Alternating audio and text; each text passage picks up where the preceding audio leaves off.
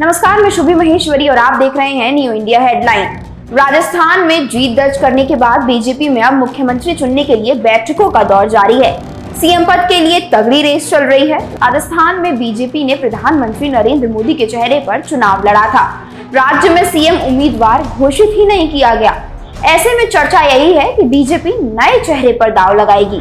फिलहाल वसुंधरा राजे सिंधिया दिल्ली में है और बाबा बालकनाथ योगी ने सांसदी से इस्तीफा दे दिया है। उनकी गृह मंत्री अमित शाह से मुलाकात भी हुई है। अब सस्पेंस और बढ़ गया है कि राजस्थान में मुख्यमंत्री कौन बनेगा। वसुंधरा राजे सिंधिया, बाबा बालकनाथ योगी, गजेंद्र सिंह शेखावत, दिया कुमारी, अश्विनी वैष्णव, अब इन 5 चेहरों में से केंद्रीय नेतृत्व किसे चुनता है, यही जनता जानना चाहती है। सूत्रों की माने तो वसुंधरा राजे नाम तकरीबन मुख्यमंत्री की रेस से बाहर माना जा रहा है, तो बालकनाथ योगी की चर्चाएं सबसे प्रबल हैं। मगर आखिर बाबा बालकनाथ क्यों आज राजस्थान के सीएम के तौर पर सबसे ज्यादा चर्चा का विषय बने हुए हैं? इसके 2 बड़े कारण नजर आते हैं। पहला तो बाबा बालकनाथ ने अपनी सांसदी से इस्तीफा दे दिया। दूसरा बड़ा कारण बालकनाथ और गृह मंत्री अमित शाह की मीटिंग भी हुई है।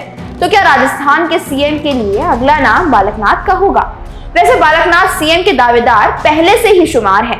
बाबा बालकनाथ योगी बीजेपी के हिंदू पोस्टर बॉय हैं। ओबीसी यादव समाज से आते हैं। लोग इन्हें राजस्थान का योगी कहते हैं। बाबा बालकनाथ योगी के कई वीडियो भी वायरल हो रहे हैं, जिनमें उनकी फायरब्रेंड हिंदू नेता की छवि दिखाई देती है।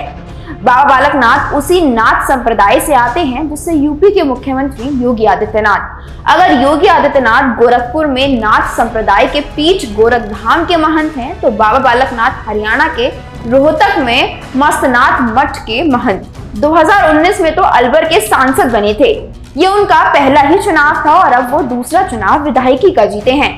राजस्थान में रिवाज नहीं बदला, लेकिन बीजेपी की तगड़ी जीत के बाद भी राजस्थान की राजनीति में उथल पुथल जरूर मची है और इस राजनीति के केंद्र में सिर्फ और सिर्फ महारानी वसुंधरा राजे सिंधिया है। राजस्थान में सीएम पद को लेकर जारी सस्पेंस के बीच वसुंधरा राजे सिंधिया की चर्चा जयपुर से लेकर दिल्ली तक हो रही है।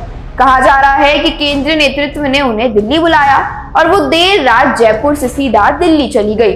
अब सवाल ये है कि वसुंधरा को दिल्ली आखिर क्यों आना पड़ा? क्या नतीजों के बाद जिस तरह से वसुंधरा प्रेशर पॉलिटिक्स करती दिखी, इसके लिए उन्हें दिल्ली आना पड़ा? दावा ये भी किया जा रहा है कि वसुंधरा राजे ने राजस्थान में विधायकों की बाड़ीबंदी की, इसलिए उन्हें दिल्ली बुलाया गया।